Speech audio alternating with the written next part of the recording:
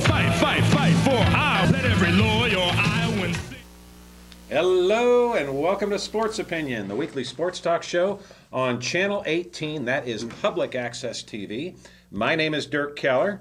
This is Bob Boyd. Hello. To my left is Earl the Pearl Murphy. That's him. And to his left, a very special guest. Tom Brandt is back. Special? Are you kidding me? Tom's not just special. Tom is one of the original panelists on Sports Opinion, which began 24 years ago. He was the worst we ever had. The worst, yeah. I know this much. I know that's I not probably true. caused Murph receiving more letters about which proved to us that people were watching the show, right?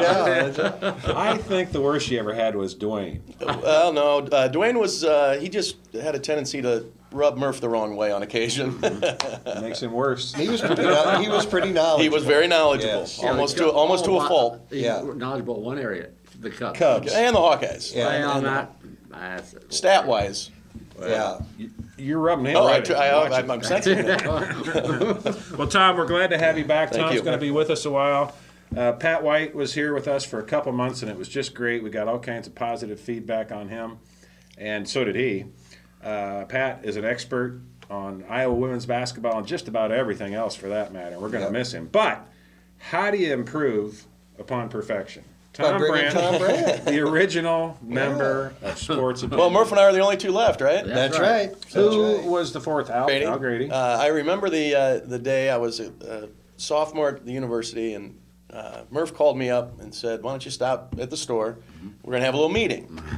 And so I went up to Bremer's and up to Murph's office, and we sat there at the big table, and Al was there and Dwayne was there, and Murph had an idea to create a show that emulated the sports reporters that was big on Comcast or out of Chicago at the time. Yep. And of course, we needed the resident host, and we needed two experts, and then the loudmouth young guy. And so Murph, we actually started taping that thing, thinking not a chance in hell would anybody watch that thing. And well, you're half right. Come to find out,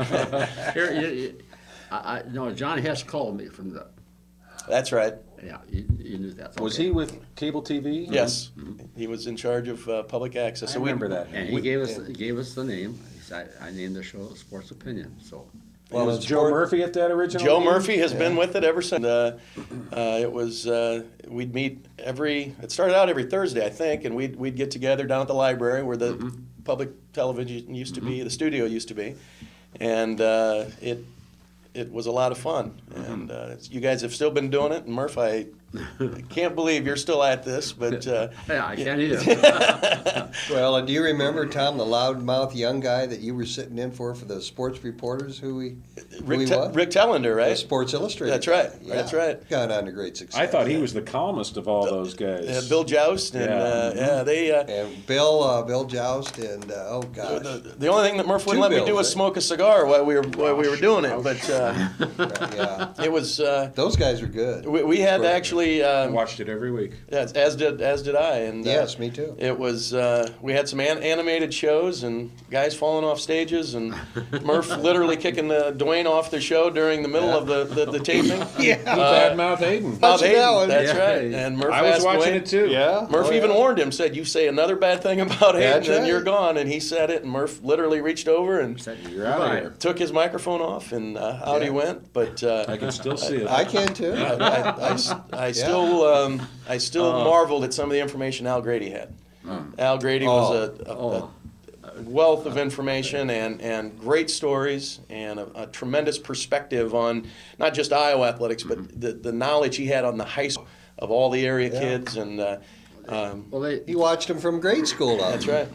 He went to all the games. Yes. Yeah. And he made it easy for us on the panel because he'd come in all prepared. Yes. And what he didn't have on paper, he had up here. Right. Yeah. And Amazing memory. I'll tell you what, when he died and you said, Dirk, you're the moderator. I went, what am I supposed to do?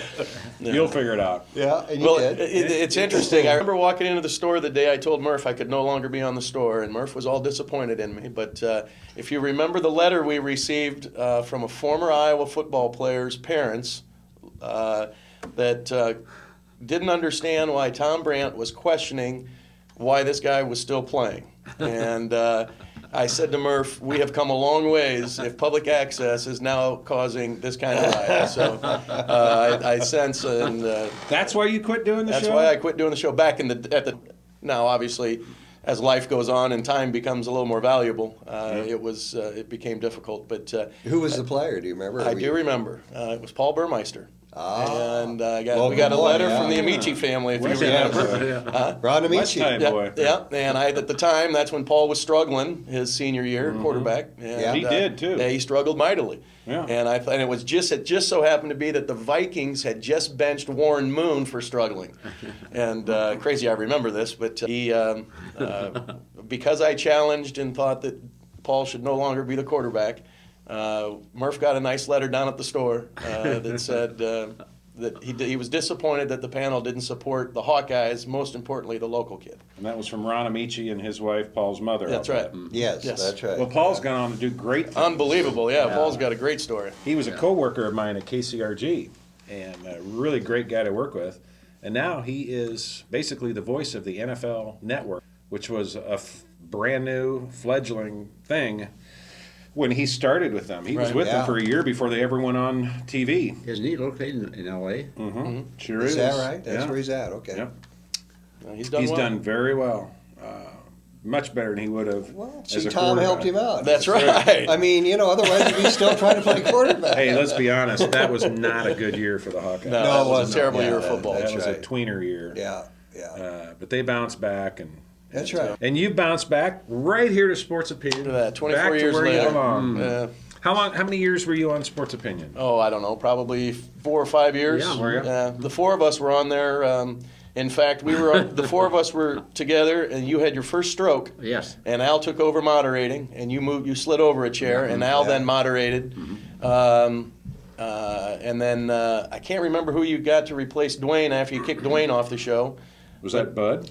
No, Maybe John Balmer. it was would that John be- Balmer. Now you know what? I think you're Is right. that right, Bob. Murph? Yeah. You think? And he's a good one too. Yes. Oh, yeah. And Yeah. except you had to spend too much time talking about the Yankees.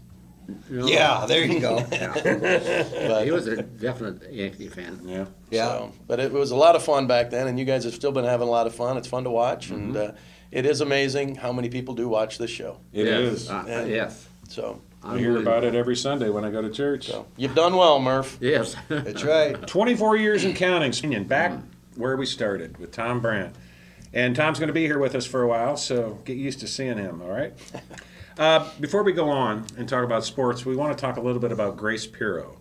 Grace was the wife of Whitey Pirro, former Hawkeye assistant football coach, mother of all kinds of Pirro kids. Andy, Doug, Steve, and John. There you go. And Grace finally lost the battle, essentially with old age, and died this past weekend. Whitey, her husband, had died last year. They'd both been in poor health for a long time, and our friend Andy Pirro had done some pretty extraordinary things looking after his parents, trying to keep them home as long as possible. Andy quit his job at the Foundation. at the foundation, which just stunned everybody. And he did that to stay at home with his mom and dad. So their races run, and Bob and I didn't know Grace well. We certainly knew who she was, and just about everybody in Iowa City knows who the Pirro family is. But thought we'd ask Earl and Tom to talk a little bit about Grace. You, Tom, just grew up down the street from them. We lived 4 doors down on South Governor Street from the Pirros. There must have been some great pickup games. Well, the crazy thing is, for the longest time, the only hoop in the neighborhood was on the Pirro garage. It was off the alley, so we'd ride our bikes down to the Pirros, and Whitey and Grace would actually leave the garage door open, the door, Yeah. the not the overhead door, but just the garage door, and there was a box that had the balls in it, and we'd go and shoot hoops at Pirros. And it's interesting, we always learned how to dribble at the Pirros because they had, it wasn't a finished cement, it was the sandstone with the grass growing up in between it. So you always had to know where you were dribbling around stone, because otherwise the ball would hit the grass. And and they had the coolest suede basketball back in the day. But Grace would always bring us out water, and bring us out cookies if we were down there shooting hoops. And they had a nice backyard that didn't have much tree. They had a space to throw a baseball in, so we would often be playing catch down there. And Andy, back in his high school days, would come out and play catch with us. And we were a little younger than Andy, but great neighbors. And it's interesting, and my family knows this story. My middle daughter is named Grace. Because the most elegant woman I've ever met in my life was Grace Pirro. Wow. And I told Grace Pirro that when she came to my dad's funeral and visitation, and brought her to tears. I bet. But she brought Whitey through, and the reason, and my wife knows this, my family knows this, my daughter Grace is named for the elegance of Grace Pirro. That's beautiful. Tribute, Yeah. I'd say. So Wow. Everyone I've talked to about her has said the same thing. The nicest lady you've ever met in your life. Ed? Her obituary was pretty impressive. Obviously, she was involved in the community in a lot of things. Yeah. Now, the visitation, Earl, is that tonight? No, it's at 3 o'clock this afternoon. This afternoon, and the funeral service will be tomorrow, correct? Thursday, Yeah. the 8th of March. Yeah. Well, the Pirro family's been through an awful lot these last years, and And they were, her and her husband were really great churchgoers at Presbyterian Church. right. Yeah, First Presbyterian. what are your memories of Grace? I've known Grace since Whitey and her joined joined the staff at the University of Iowa in football. He was a defensive ends coach and a good coach. I remember the high school they went to, but she was the president of 3 years, and Whitey was president for 4 years. Out Of east? their class. Wow. Yeah. That says a Somewhere in lot New for York, I leadership, think. doesn't it? Yes. Sure does. I see they got married in 47 and moved here in 1952 Yeah, to coach with Forrest Evichester. that's right. Yeah. Wow. And then I was going to ask you, Grace, ever have to call your mom and dad and say, No, she just sent us home. I'm out of water, I'm out of cookies, and Well, stuff. when the games got a little too rough in the backyard at her house, it was time to go home and you come back when you've cooled off. And sometimes when myself and my brothers would go down, they would get heated, or if we had friends over. Again, that was in the neighborhood. That was the only house with a hoop. Wow. And so it often was easy to get neighborhood on, and they'd end up at the Pirro house because that was the only hoop. And it's interesting, just yesterday I drove up Governor Street and I looked to the back. The garage sits off the house back on the alley. And I looked over and the hoop's no longer there, but the garage still sits there, and it's wonderful memories of that neighborhood and of a truly remarkable Was it 8 family. foot basket, 9 foot, or 10 foot. That'd No, be it was, 10 foot. and it was mounted straight to the garage, so you could really bank it hard. Yeah. It Yeah. had no give in the hoop, and fond memories, and what wonderful neighbors we had. And just the other day, my mom was talking about the elegance of Grace, and what a purely beautiful woman Grace Pirro was, and. Mom had a lot of fond memories of her as well. So I believe she was 86 years old. She lived a good, long life and raised a great family and made a difference here in Iowa City. big difference. With the community as well as the university They didn't and the have- department. They didn't have any girls, did they? No, 4 boys. talented boys, all very athletic. Yes, all quarterbacks. Yeah, Well, at That's City right. High for years, it was either a Seelig or a Pirro that was quarterback. Yeah. That's right. That was good. Well, to the Pirro family, we give you our condolences and just say bless her memory and bless her soul. Grace Pirro. I could, go on for hours, I bet. but I might say something that. If I it comes to shouldn't you, say, yeah. But Yeah. I don't know. I agree with you. She was a wonderful, wonderful woman. Yeah. And like I said, a real difference maker for this community. Back when Iowa City was truly a small town. Yeah. Yes. So Some ways it still is. it's the end of an era It is, here Bob. in Iowa City. With the Pirros gone now, but there's still a few Pirros around, and we're grateful. we want to talk about Hawkeye basketball. This past weekend, it wasn't a great weekend for the Hawkeyes. Whether you're talking men's basketball, women's basketball, or wrestling. The women got beat in the first round by eventual Big Ten tournament runner-up Nebraska. And that's a good Nebraska team. Yeah, they are good. It is. They really are. And they should have beaten Purdue. And they beat us 3 times. 3 times. Yeah. More power to them. Yeah. The women will find out Monday night if they do AA tournament. We expect they will. Yeah. They expect they will. I think they will. Oh, Yeah. I think so. But you never know. We've thought that before about the women, and they didn't get in. So we'll keep our fingers crossed and hope for the best. A good season for Lisa and her crew, though. I mean, they won 8 straight at the end of the season Without Jamie. without Jamie Prinny, and 19-11, tied for second in the Big Ten. You lose your leading scorer, Yeah, and you win 8 in a row. Wow. That's something. good coaching job. Good coaching. Yeah, that's right. The men's basketball team won at Nebraska last week, which was just beautiful.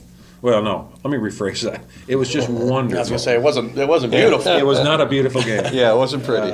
But you know what? The Hawkeyes, they grabbed the reins when they needed to in A that win's a game win. and made it happen. And that was great. February was a good month. Yeah, it really was. Yeah. And Matt Gatens continues to lead this team in a lot of areas you don't see in the stats book.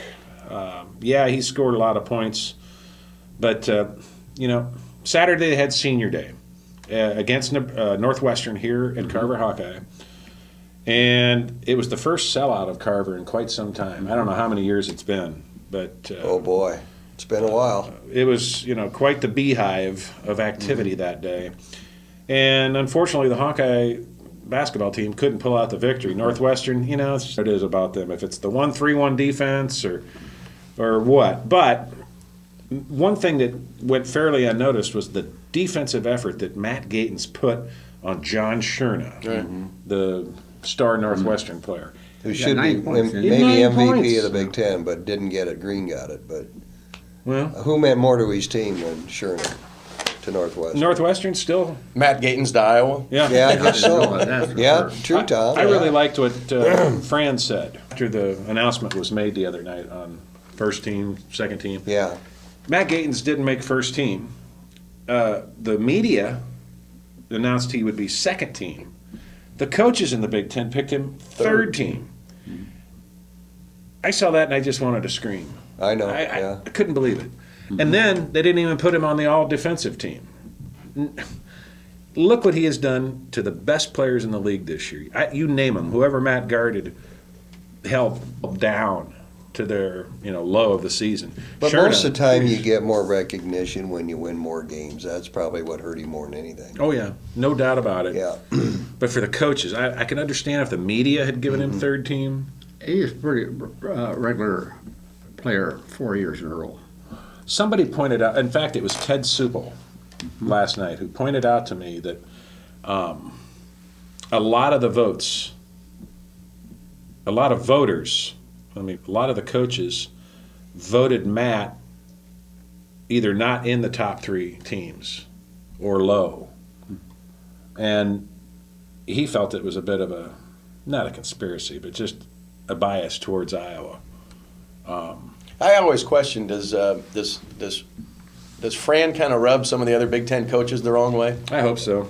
It wouldn't bother me. Don't get me wrong. Yeah. But he seems like he's not part of the fraternity. Just listening the way the coaches talk, and usually they're very cordial and complimentary of other programs, and you don't see a lot of that with coaches, Big Ten coaches talking about Fran McCaffrey. Yeah. And I don't know if that's just us being Hawkeye fans and reading into things that don't exist, or Well, he never had a Big Ten presence before coming here. Right, exactly, right. And Well, and besides, he was sixth in scoring. Yes, Yeah. that's pretty good.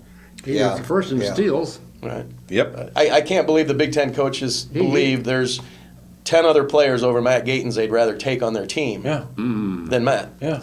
I don't see who they would be in the Big Ten. Of course, the big guy for Illinois, Myers Leonard, who they say is a first-round draft pick this year. And for the NBA? Yeah.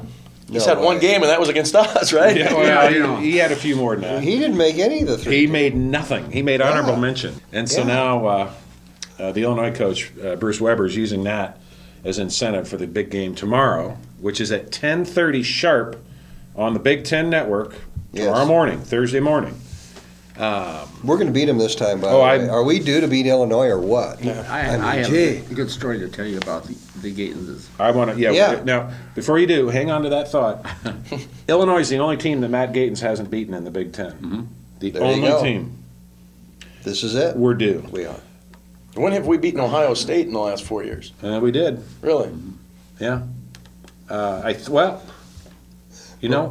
a good question.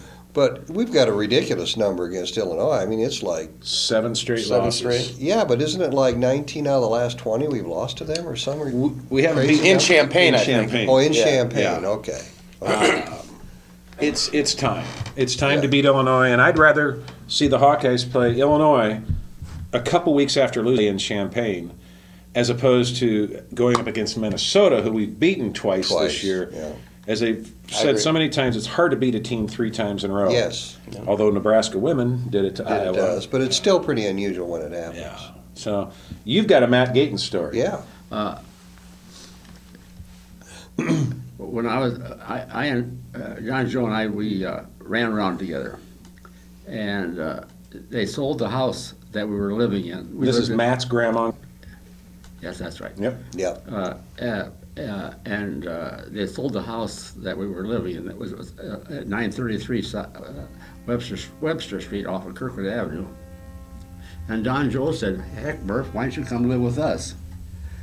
And I said, "Okay." Free rent. I didn't have any place to live, and I went over to Gates's, and I'd have breakfast with Mr. and Mrs. Gatens if I got up early in the morning, and it was just a delightful place. She had one room. She always ran to a couple football players, Yeah. and Bob Hoff was an end in 47, 48, right there. He was one of the players that lived there. But anyhow, and U.B. Johnson, he's a big tackle from Virginia. But anyhow, we would go double date and stuff like that. And one time, Don Joe said he was washing the car, and I said, "Gatens," I said, "Are you washing the car?" He said, "Yeah, I got a date tonight." And I said, "Boy, it's really something to you're washing the car." Well, he not only washed the car, he wiped the dashboard off and the Detailed windows. the whole inside. Oh, and it just looked beautiful, a Cadillac. And anyhow, he had the date, and the next morning I said, "How was the date?" And he said, "Oh, everything went wrong." And I said, "Well, the car was beautiful." And he said, "Well, that's part of it." He said, "I thought I had taken care of everything, but I called it my Folger story. His dad chewed tobacco, and he'd have it chew Spit it in the Folgers can. and put the slide it underneath this right front seat." Well, Don Joe he said I was driving along and I had to stop real quick, and he said, she said, "My God, what happened?" And she had, Oh, that brown. brown, juicy stuff. Probably- It hit about an inch. And he said, She probably had white on. "Oh, I don't know," but it was really a bad situation. But anyhow, he married Mary Lou, Mary Lou. Mary Lou. Yeah. and he got a wonderful wife, and they had they had Mike, and he was a big, real big guy, and he was a good high school player, fair college player, But he's given the quarterback club something to. They're always screaming at Matt Gaines. Or at Mike. Mike Gaines. And Mike had, they had the net, and most delightful high school player I ever watched. He was a delightful college player, and I've seen plenty of college ball players, but I never saw one like Mike Gaines. Matt Gaines. Mike, I get him mixed up. Matt's doing the same thing his senior year in college Yes. that he did his senior year in high school, just rising to the occasion. Same as it was in 8th grade. You know, one of the things that impresses me most, as good a college basketball player as Matt Gaines is, he's a better man. Mm-hmm. When kids are out in public, when kids see him, my son absolutely adores Matt Gaines. Same as mine. And you know, at our house we have a fourth child, and it's Matt. And that's always we tell Jack, well, you know, Matt eats this, or Matt studies here, or Matt does this for spelling, or and the few times that Jack has been able to meet Matt, Matt has gone out of his way to be friendly and great role model for young people in this community and across the state that follow Iowa basketball. But most importantly, it gives these kids, like our sons, Dirk, reasons to stay at something. Not that they're ever going to achieve his level of success, but reasons to believe they can, which is... to persevere. That's right. Yeah. And to know that an Iowa City kid can go out and play at the level that Matt plays at, and then have be humble at the end of it, and after a game, win or lose, to make sure that people understand he's truly a unique person. And he's very coachable. Yeah. He has 3 coaches to prove it. Well, and you know, Julie and Mike Gaines have a lot to be proud of. I mean, he's a great asset to the community and a great example, as you said, Tom, to these young kids. Yeah. I was Especially, you know, he's gone through some pretty tough seasons. Mike Gaines and Julie had a party game Yeah. out to the Monica's. Monica's that Randy Larson owns. Yep. Yeah, and it was really a nice situation. There was about, I'd say about 50 or 60 of us there. Yeah. And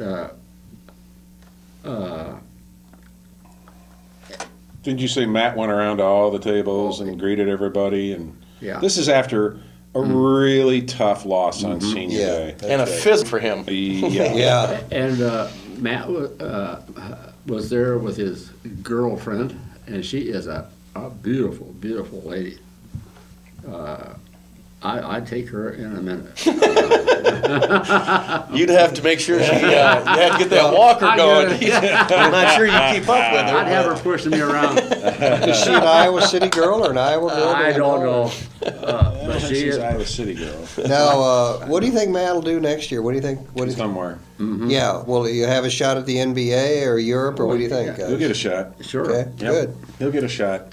Yeah. With his scoring ability, that's 1 step up. With his defensive ability, that's 2 steps up. I wouldn't He's be big enough. surprised. He's just Yeah. perfect. He'll be 6'5". guard, you know. You know what's really nice? I think I can speak for all of us. Yeah. We got to watch him grow up. And one other Yes, thing I was going that's to true. say, he's a good little brother to his big sisters. Those big sisters of his adore him. They come home for his home games. They go on the road to his away games. Yeah, his one sister couldn't be there. For senior day. Yeah, she had to. She got a job, and it took her to Florida, so she couldn't be there. Does she live in Florida now, Murph, one of the girls? No, I think there's. One's in Chicago, and I Okay. forget where the other one is. All right. But he, you know, I wish my boy could be as good a little brother to his 2 big sisters as Matt has been to his. I get a picture of Matt and myself. They had won the state championship, and they came home on I think it was a Saturday or Sunday. It would have been Saturday night they won it. 4 years ago, pretty much this week. Yeah. Yeah. And I got a picture of Matt and myself, and it's taken it out at City High Gym, and he has the net Around his neck. around his shoulders. Yeah. Yeah.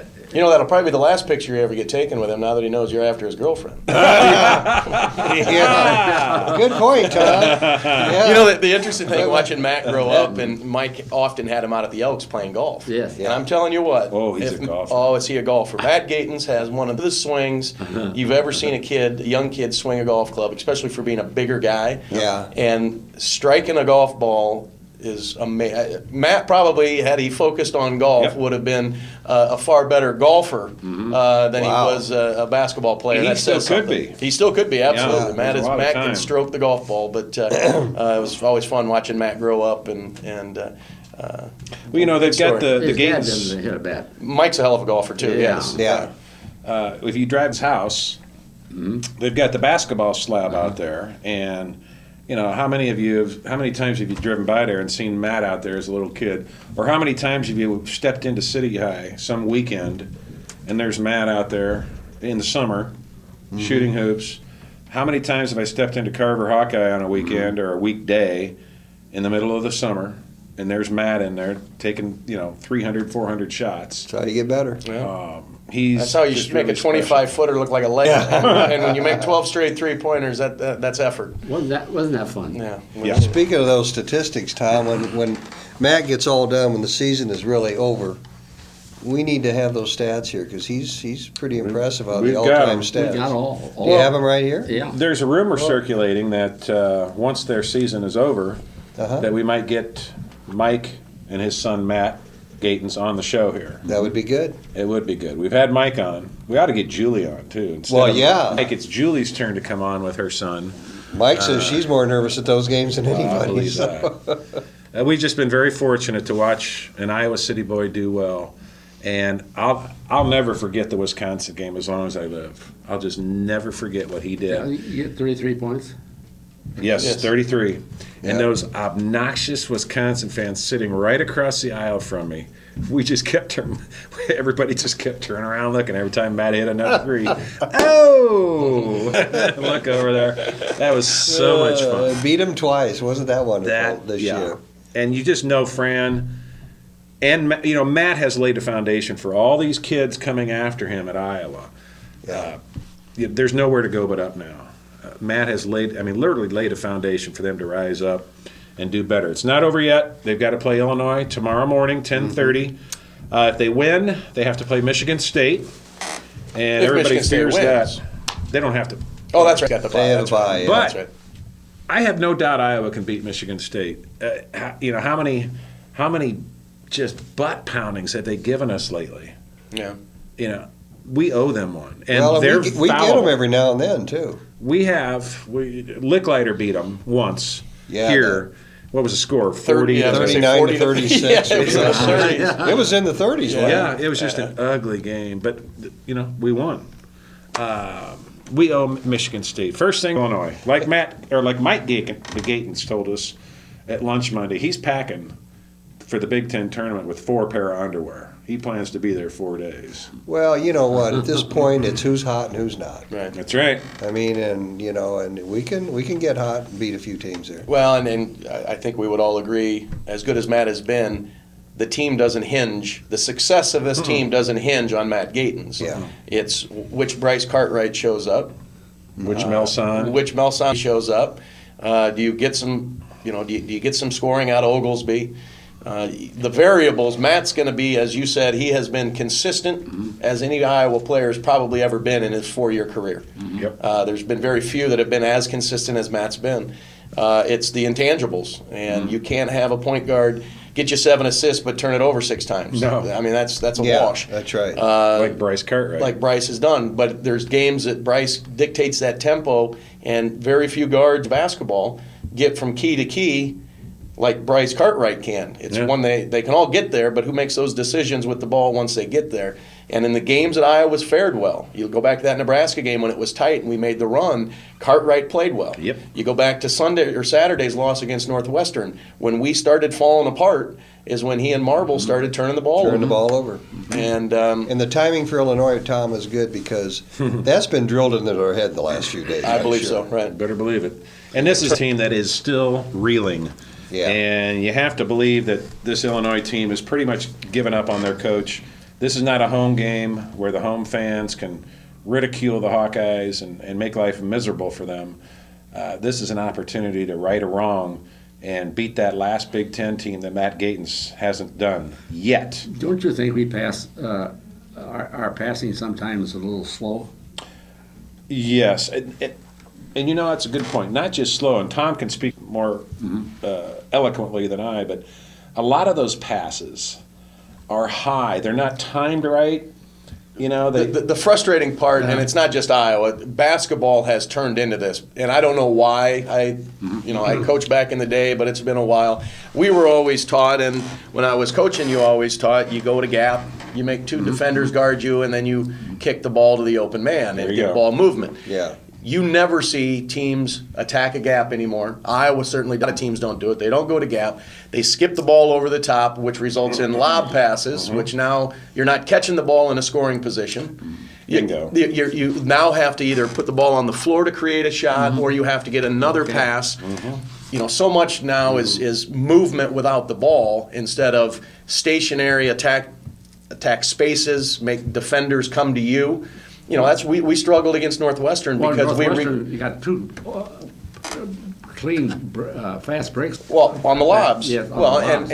and teams can anticipate those types of passes. And I don't know. Again, maybe coaching has changed, and the philosophy behind how you attack certain defenses has changed. I'm not speaking to that. I just know rarely anymore do you see teams attack gaps. It's interesting though. You watch women's basketball. Women's basketball is incredibly fundamental. I love, and that's what I love about it. And you watch women's baskvery there's not a lot of skip passes in women's basketball because they do things the way that I always see basketball being played, which is very highly fundamental. Lots of jump stops. When was the last time you saw a jump stop in a college men's basketball game? I mean, and that is as fundamental as it gets. It keeps you in triple threat position, which we're taught since you're 6 years old, right? It gives you in a better position to make passes. It doesn't, like Bryce Cartwright found out the other day on Saturday, where you leave your feet and have nobody to pass it to with 30 seconds left and the Hawks down 2. About died when he did That's that. the type of stuff. Basketball has evolved into, it's an athletic game. It's not a fundamental game at the men's level anymore. It's almost an impulsive game Very at the men's impulsive. college level. It's, of all college sports, maybe even in the professional level, college basketball is such an emotional game. You can see teams go on a 10-0 run, a 12-0 run, a 14-0 run like that because they get the fun gone. It turns into the athletic side of the game, which now turns into it's a foot race, errant shots, bad passes, poor decisions, go the other way. You can string together runs far easier now in college basketball than you ever used to be able to. Yep. Well, the Big Ten tournament, big time. This is the exciting time of year. When we get together next week, gentlemen, we'll have to have our NCAA picks Oh, that's right. ready to go. The teams that Oh, yeah. Somebody asked me today, who do you favor? Who do you think's going to win it all or go far? And I said, I like Missouri. I like, I'll tell you, San Diego State, again, is tough. They went far last year. I think they made the Elite Eight last year.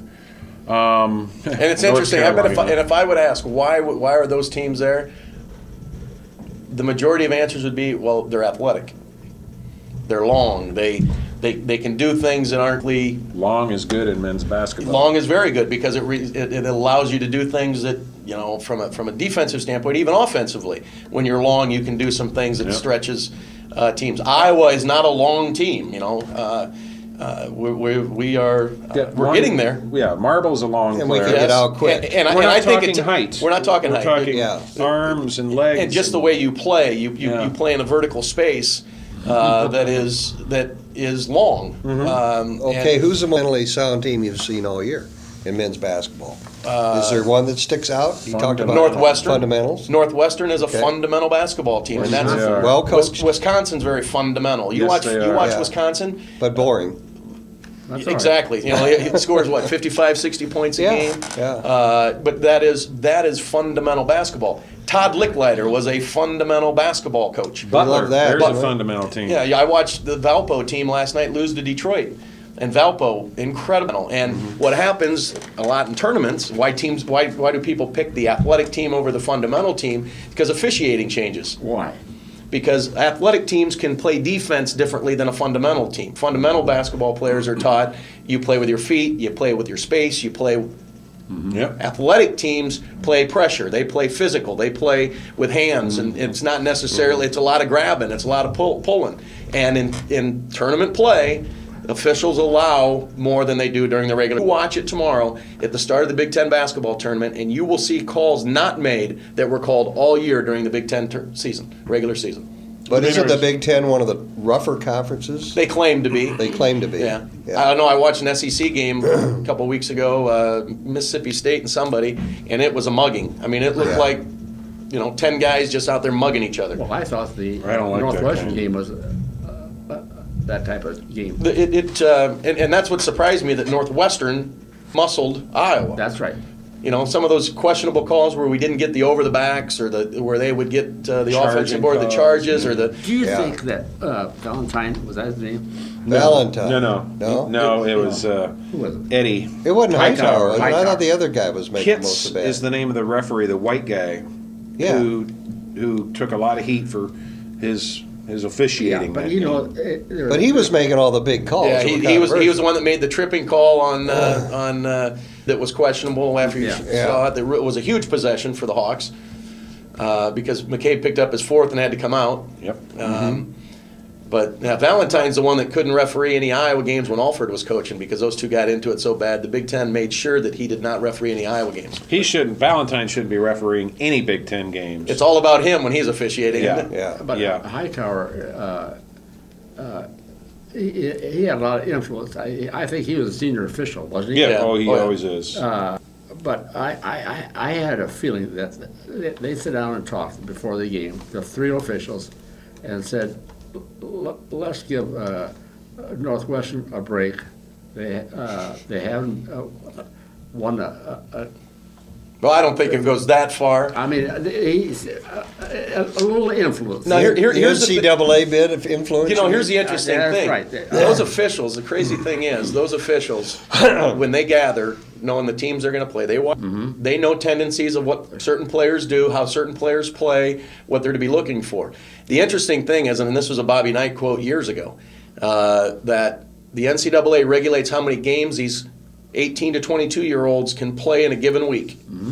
Not because of academics, but because of the physical toll that it puts on them. Right? And as Bobby Knight said, we can't ask the 18 to 22-year-old to play more than 2 or 3 games a week, but yet we got 60-year-old old men That's officiating right. 5-6 games a week And traveling all over the and country. traveling to do all it. over the country to do That's it. right. Yeah. And they're not I think doing some it of these very guys well. get tired. Oh, I don't know who they have is it Jim Burr, the gray-haired, kind of the heavier set older guy, but kind of bushy gray hair. He's refereeing, and it looks like he's no way he's gonna cross the center line. They can't keep up with these athletes, and I think That'd Kitts be is tough. a perfect example. Yeah. I feel the same way. I'm tired of it. I would like to see younger referees who can physically with the game. Are they bringing any younger Well, guys DJ into the Carson's Big Ten? in. He's Is he? from West High. He's done a bunch of Iowa games this year. Tall, bald guy. DJ is an Iowa City guy. Is he a Big Ten ref? He's a Big Ten. Carsonson? Yeah. Yeah. DJ Carsonson, and he. I didn't know that. I mean, I know the name. He's been he's a West High grad. His brother Greg went to City High. What would he be, about No, 40? Greg went to West High. DJ went to City High. Excuse me. I had it reversed. Okay, Right. yeah. What age? 40? DJ's probably mid 40s now. DJ's probably. I was gonna Oh, say, really? I thought he Yeah. was Oh, closer my. to Yeah, he's your- probably that close. long, huh? Yeah. Yeah. DJ was a I hell of remember a when high he school. played. Yeah, DJ was a hell of a high school player. Yes, he was. He, Yeah. he may have played right after Clay Hargrave at City High, didn't Wasn't he he? about 6'4"? 1980. Wow, has it been 6'4", that 6'5", close? 6'6". 6'5", Yeah, he's a big guy. Well, those are the kind of guys that need to start infusing into these Big Ten Yes. basketball referees.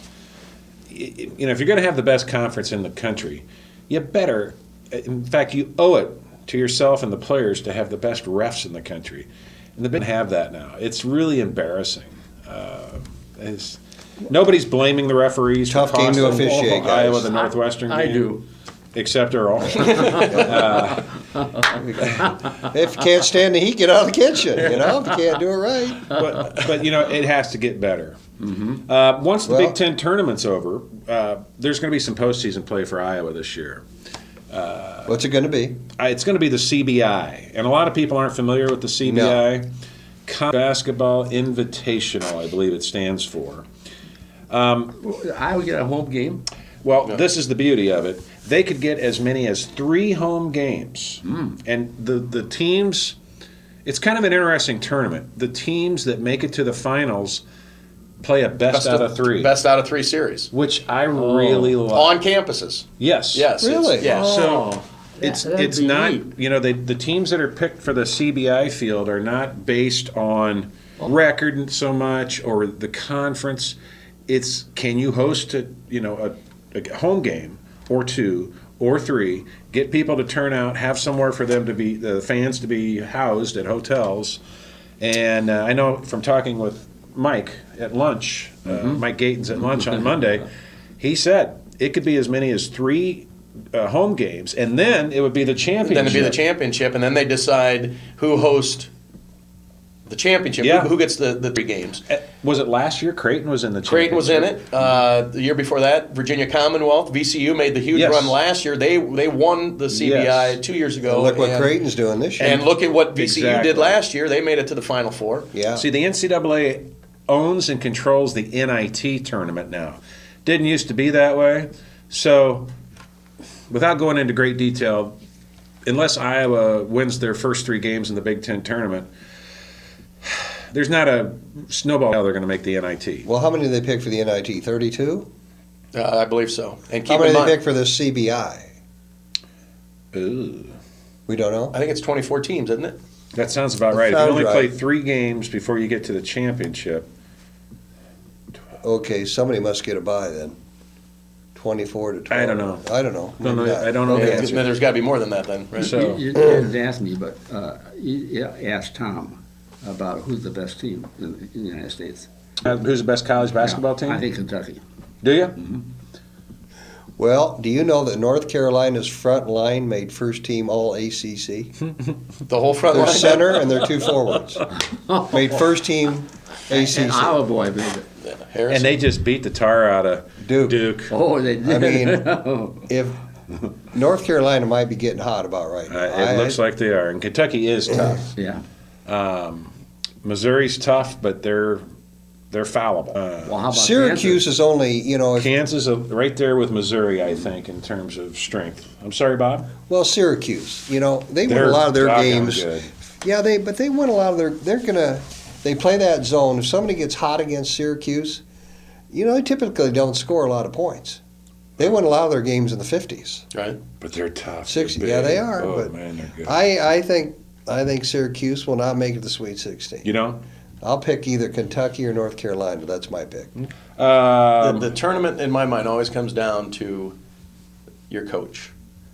The coach wins more games at the college at the NCAA tournament time, in my mind, than talent, because so many games come down to the last 2 minutes of the game. And focus. And who manages the clock, who manages possessions, who manages set plays within possessions. That's a real good point. You watch teams. There's a reason why Tom Izzo is as successful as he is. None of you here just now mentioned Michigan State. No. Thad Matta is a hell of a bench coach. Nobody mentioned Ohio State. I think in time, Fran McCaffrey is a good bench coach. And I agree. You can see that the way the team gets better through the year. We never really saw that with Alford, right? Or Licklider. But in terms of We saw them get hot. but not better. But not better. And there's a huge difference in that. Izzo's teams never get blown out.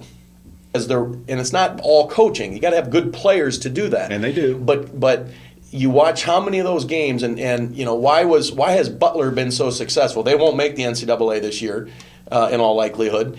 But why have that coach, that Brad Stevens, watch him coach the last 2 minutes of each half? To me, that's where you win tournament games. Really good point. Brad What do you- Stevens' name has been mentioned with Illinois, with Weber getting probably let go. Do you I think? heard. I was shocked he didn't leave a year ago. The other guy that's being mentioned is that Shaka from VCU. Yeah. Doug Collins? No. Doug You heard Co- that name? Who's the? You mean Chris Collins? Chris Collins. At Duke. Assistant at Duke. Doug's son. Yes. Yeah, Doug's an son, NBA Chris. coach now, but So you're saying watch out for Michigan State? I- They always make a run. I they mean, make a run. I wouldn't count I out can't think of Wisconsin. Kentucky's coach. Party. Yeah. Single biggest crook ever to coach. Yeah, Alex absolutely. Smith. And here he is still coaching. I'm serious. Yeah, exactly. Joe. So Well, we're going to find out in a week where everybody's going. I'm sorry, we'll find out Sunday night where everyone's going. That's right. We'll find out in a week And where Monday everybody for the went. women. And Monday for the women. Yeah. Okay. We've just got about 10 minutes left, and we cannot finish this show without talking about the West High girls basketball team. They finished an unbelievable run Saturday night Who was against. the girl that hit the long shot? That was Tatum Klein. Yeah. That Off was the a beautiful bench. shot, Yeah. was it? Oh. Off the bench, she comes in, down 3 with 18 seconds left, and puts up a rainbow three-pointer. Oh. Drains it, and West High goes into overtime against Ankeny and beats them. Let's not forget she did the same thing against City High that's right. She did. in the Yes. quarterfinal game. That's correct. I didn't. And Keep you in know mind, what? she may not start, but she plays a lot of minutes. Doesn't start, but she made third team all 13 And all tournament team. Well, Yeah, in the all tournament. That's right. Mackenzie Piper and Allie Disterhoff were both first-team All-Staters. Do you know who Piper's grandfather is? No. Bill Logan. Yes, Bill That's Logan. Bill Logan's Yeah. granddaughter? Fab Five, Keokuk, Iowa. Now, she's the one that's Baker. going to play basketball at Illinois, Yes. even though her coach just got fired, Which Jolette means Law. her grandfather gave her bad advice. I think so. I think so. Yeah, I mean, what's wrong with that? Purpose. We got to talk about B.J. Meyer, the coach at West High, though. He's really done a heck of a Yes, job he in has. 5 years at West. He got a second place runner-up finish last year. Where did he come from? I don't know. Okay. I think it was northeast West Iowa somewhere, wasn't it? I don't know. That's a Okay. good question. If you know the answer, call Bud Supple tonight after midnight. In Florida. He's in Florida, by the way. Fort Lauderdale. Just look it up. Yeah. Information in. You know, you can't forget also that the girls' volleyball team got state championship this year. That after losing Caroline Found, their star player, before the season even started, to a tragic Yeah. mini bike wreck. Well, and when they play that song, Sweet Caroline, Mm-hmm. boy, that just about brings tears to your eyes. I'm sure it does to a lot of West people and players. It's just pretty dramatic. Yeah, and it wasn't just the volleyball team that dedicated their season to her. Yeah. She had an impact throughout that whole school. That's right. She's had an impact throughout the city. Oh, All yeah. high school Yeah. kids. Oh, yeah. City High, Regina, Tate, wherever you're at, those kids. My daughter has the blue Live in Line. Live Like Line. How about a helmet? Well, and I commend those kids that have gone to the state and trying to get the law passed on the helmets, and I hope Yes. they keep fighting it. It's probably, in my mind, we're required to wear seatbelts as we drive, and it's Yeah. a law. If you're riding a bike, you need to have a helmet. I think kids, I anybody agree. riding Man. a mini bike or whatever you call them, scooters, mopeds, especially somebody under 21 should be wearing a helmet. It would have saved her life. I don't care what the age is, Dirk. They ought to Yeah. wear it. Well, you're never going to get... It's remarkable that those kids, because there were a few of them that played both volleyball Right. and basketball, but they have all time to be successful. But then to deal with the events that they had to deal with and persevere through, you're talking young kids, and we all. Dirk and I are living it now, just dealing with the young kids and the mentality of these kids and what makes it a special day and what makes it a bad day, because they got green beans instead of baked beans, that might have thrown their day off, and then you never know what kind of kid's going to show up. But it's a tremendous to the athletic department at West High, and Dr. Argenbright for providing the resources to keep these kids engaged and motivated and focused at doing things that Well, and Marv Ryland, the athletic director, Absolutely. the outgoing athletic director. It was just announced yesterday, will be succeeded by a young man from Cedar Rapids, Jefferson. Scott Kibbe is his name. He's the athletic director at Cedar Rapids Jeff now. And a Jeff graduate. Jeff grad, he's been years. First impressions, wow. The Jeff athletic programs have gone downhill somewhat dramatically in the last 10 years. Not because of him. There are a lot of things going against Jeff right now. Their boys team is in the state tournament. Yeah. Plays today, Yeah. but They struggle not the boys. But he's coming into a city, Yeah. whether it be West High, where he's going to become the new athletic director, or City High or Regina. And, everybody in this town is used to good sports programs.